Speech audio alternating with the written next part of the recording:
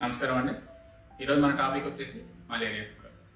Malaria fever అనేది in జనరల్గా మనకు దోమకాటు వల్ల వస్తుందండి.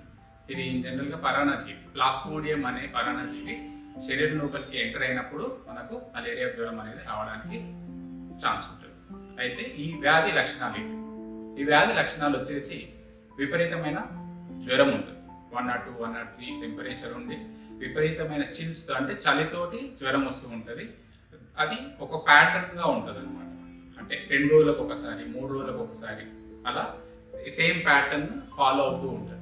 దాంతోపాటు కడుపులో వికారం, కడుపు నొప్పి, వాంతులు, తలనొప్పి ఇలాంటి లక్షణాలు ఉండే అవకాశం ఉంటుంది. ఈ లక్షణాలు కనిపించినప్పుడు మనం వెంటనే డాక్టర్ని సంప్రదించాలి. వేరే విష జ్వరాలతో కంపేర్ చేస్తే ఈ మలేరియా ఫీవర్కి ఒక సపరేట్ గుణం ఉంటుంది.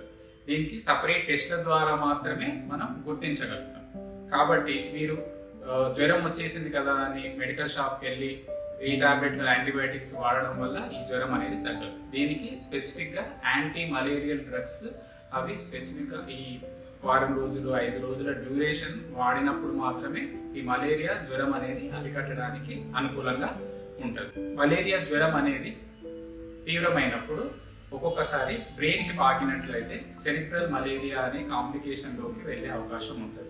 ఈ సెరిబ్రల్ మలేరియా వచ్చినప్పుడు పేషెంట్ సడన్గా మత్తులోకి వెళ్ళడము, ఫిట్స్ రావడము, సడన్గా కోమాలోకి వెళ్ళడము ఇలాంటి అవకాశాలు ఉంటాయి. కాబట్టి దీన్ని కూడా అస్సలు నెగ్లెక్ట్ చేయొద్దు.